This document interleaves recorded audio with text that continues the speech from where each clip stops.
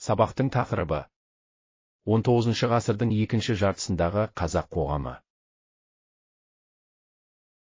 Зерттеу сұрағы: зар заман өкілдерінің қоғамдық саяси көзқарастары қандай факторлардың әсерінен қалыптасты? Ойланып көрейік.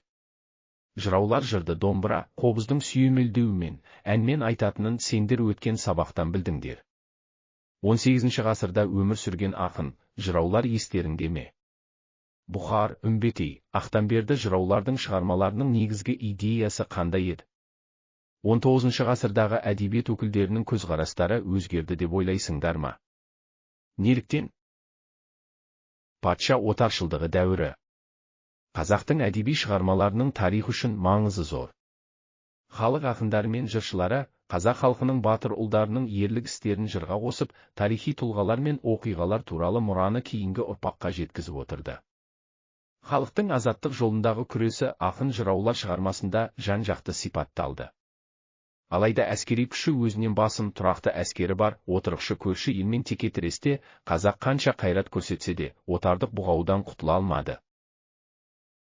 Бірнеше ғасыр бойы қан төгіп, жоңғар басқыншыларынан аман сақтап қалған аймақты енді олардан әлдеқайда қуатты патша өкіметі жайлай бастады. Халық құнарлы жерлерінен айырылып, құмды шөлді аймақтарға көшуге мәжбүр болды.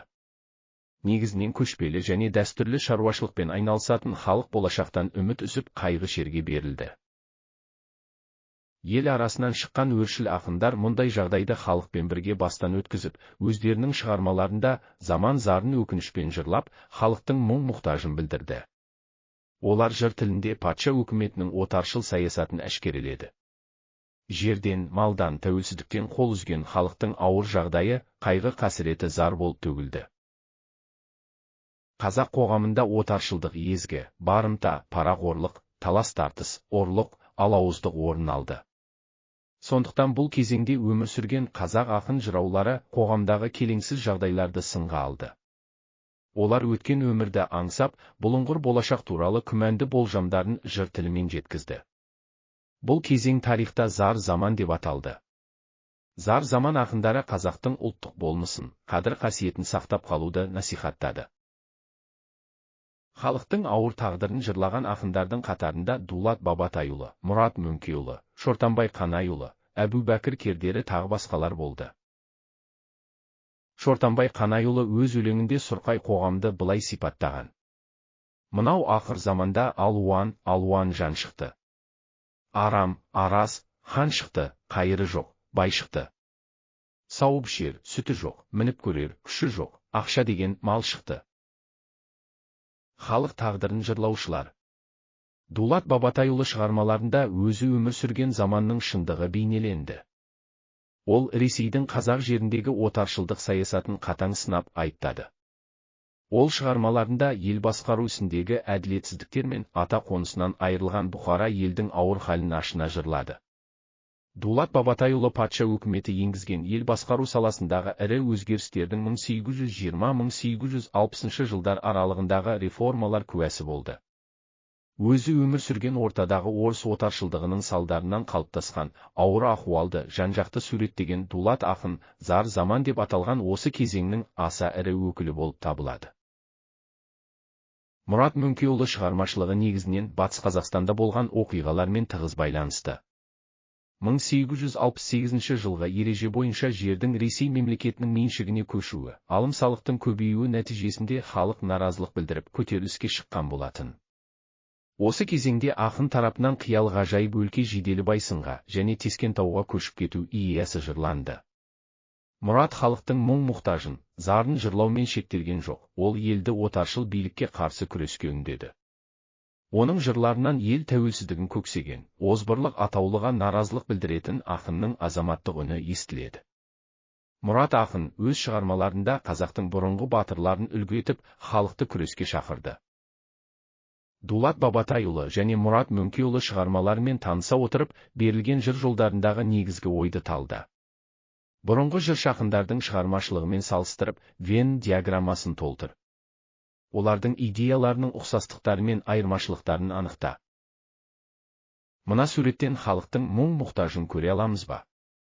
Зар заман жырларына қандай оқиғалар арқау болды? Зар сөзін қалай түсінесің? Өмірбаяндық деректер. Шортанбай Қанайұлы 1818 жылы Қарағанды облысы Шет ауданында дүниеге келген ақын, діни қайраткер. Ол жас кезінде мұсылманша білім алып, діни қызмет атқарды. Ақынның шығармашылығында қазақ даласында капитализмнің тууы, сауда-саттықтың дамуы, байлар мен саудагерлердің байлық пен ақшаға құнығуы секілді келеңсіз жайттармен күрес жан-жақты сипатталған. Асан Барманбекұлы 1866-1916 жылдары өмір сүрген, Райымбек ауданы Үшқақпақ қыстағында дүниеге келген. Өз заманның білімді көзі ашық ақыны. Білімін ұштап, жетілдіру үшін Ташкент, Бұхара, Самарқан, Ашхабад шаһарларына барған. Әуезов Асан ақын шығармаларынан Асан қайғы, Бұхар жырау шығармаларының әсерін байқап, оның заңды жалғасы іспетті танып, зар заман ақындары санатына қосады.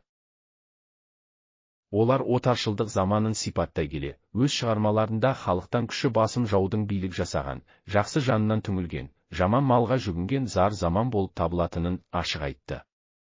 Олар енді бұрынғы жаны жайсаң, дархан қазақ халқының адамдық қасиеттерден айырылған озбыр қоғамға тап болғанын өкіне сипаттады.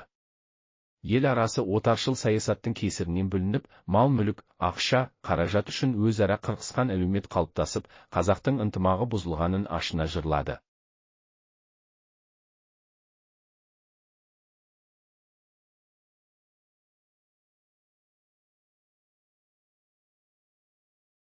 Зар заман ақындары шығармаларының ортақ идеясы қандай?